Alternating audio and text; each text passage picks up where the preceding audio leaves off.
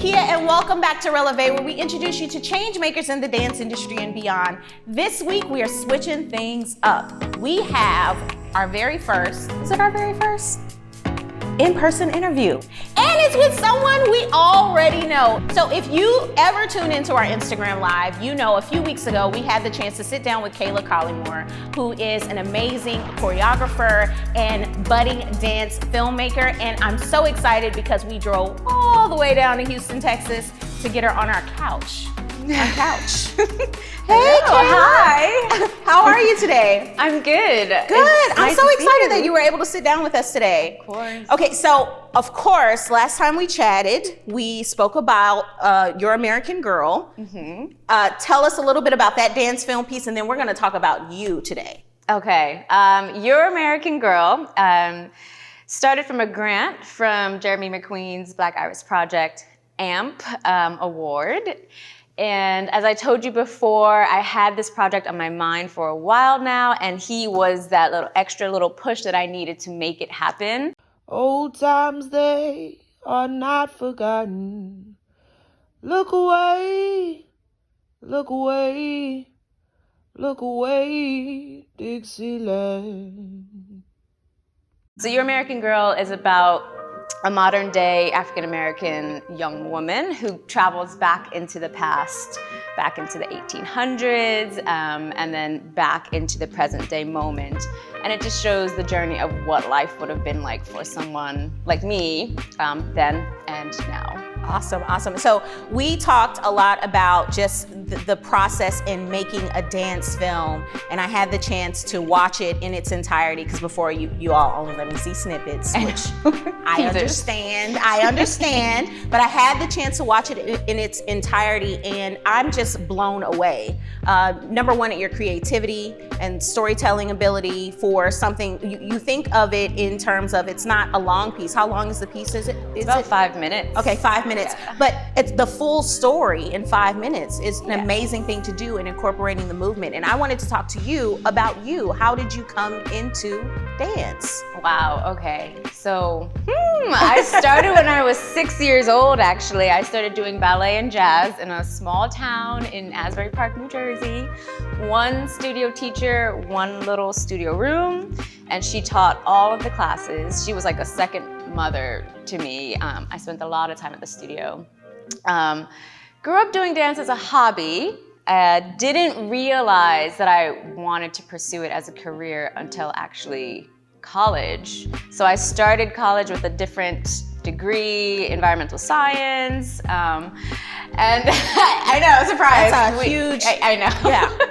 And my friend, who also went to Rutgers, he was like, hey, I'm doing a senior piece. I need another dancer. Can you just jump in? I'm staying in shape. Back in the back of my mind, I know that I need to still be dancing. And the chair of the dance department noticed me, and he's like, what are you doing with your life? And he is very direct. This is Randy James. I don't know if you've ever heard of him. He's really direct. I will filter it for this interview, but it was, you're wasting your time doing anything else. So somehow he persuaded me to become a BFA, dance major. And from there on out, I just started networking in New York City and apprenticing. Got my first job right out of school. Went to China, and then actually danced in Houston with the Houston Met for 2 years. That was the first time I came to Texas. And then I got the bug to go to Europe. Went to Europe for about 3-4 years. And then the pandemic hit. The pandemic hit at the end of our tour when I was just setting up life in New York City. And subway shut down, studios closed, theaters closed, and I had a house here, and my boyfriend lives here, my dogs are here, so I was like, why not? Why not go anywhere else? Came here, spent a lot of time at home, reading, researching. As so many of us did. And then actually what pushed me in this direction, my dad passed from COVID in April, and that really knocked me over for 2 months. My body stopped moving for 2 months. It was the first time my body did not want to dance in 25 years. I forced myself to take a Gaga class, which is just improvisation and like animalistic internal movement. And it felt like trash. Like my favorite genre of dance just felt so icky in my body. So I was like, all right, you need another month. And then I started studying yoga, and that is actually what brought me back to my body and my mind. Started doing ballet bar, just really basic. And started doing my own improvisation, started creating, started filming it, started posting it, received camera equipment for Christmas because people started noticing that. And then I was like, well, why not make a film now? Why not put it all together? Just a natural progression, you know? Yeah, jump right into this. It takes like a crash landing, and then from there, it just naturally took off. Wow. And, Yeah. And now you're fully immersed in it. So are you working on some additional projects? Yes, too many. Yes. So where are you kind of, I know we're still, Texas is wide open. But Yeah. we're still in the middle of a pandemic. How are you pivoting what your ideas are as far as dance and putting it together in this time? So I have a lot of collaborations going on at the moment. A lot of it happening via Zoom with different people, different friends. I met, I think, someone who's going to be my creative partner for a while now, Miss Donna Crump, who I think you guys know. Hey, Donna. We've been vibing in the studio and just like throwing ideas out there. We have a lot in the works. We just did a performance at the CAM, which was filmed to be presented virtually, COVID and whatnot. So we have a few more of those in the works, a few films together. And we're talking about a summer intensive program together, which I'll share later. But a lot of my work, it's narrowed down to duets at the moment because of social distancing. See, I like that. You're tailoring it to meet the times right now. Yeah, duets and maybe trios, maybe push it. Maybe 3 people. Yes.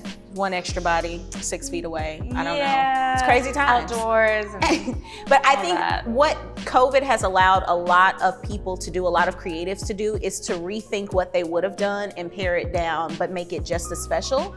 And that's what I saw when I was watching Your American Girl last night. I was like, wow, this is amazing, because it's not, you don't have a lot of bodies in it, but the storytelling, the imagery, and just everything, the movement is so dynamic. So I want to say congratulations to you for that. Thank you. So I know you're working on more projects. When might we see something else out in the world? I'm aiming for end of May. End of May. Okay, that's pretty fast. End of May, yes. I have the CAM things, a few CAM performances before then, but my next film will be end of May. What things inspire you to create as far as dance goes, choreography? A lot of political material. Ooh, yeah. A lot of political, historical material at the moment, just because in the pandemic, it's movements, social justice has just been so loud and in your face, and it's almost hard to ignore it and not incorporate that right now. My next film is actually going to be a dark comedy, because I think comedy is actually a good avenue to present heavy topics without making people feel even more sluggish than they are already feeling. So a little laugh along with the cry. Okay, but still movement based. Oh, it's all dance. Okay, it's all beautiful, dance. beautiful. Oh, 100% dance film. Okay, well, tell us how we can follow you and keep up with this journey and support. Instagram. Instagram's my biggest avenue at the moment. Facebook, and then building a website at the moment. All right. Okay. All right. So, Kayla Collymore, thank you so much for talking with us today. It's so good to see you again. Well, thank you so much for tuning in today. We were so excited to have had Kayla here in person. It's been a while since we've been able to congregate. Hopefully, we'll be able to do it again soon, and you'll join us then. Bye.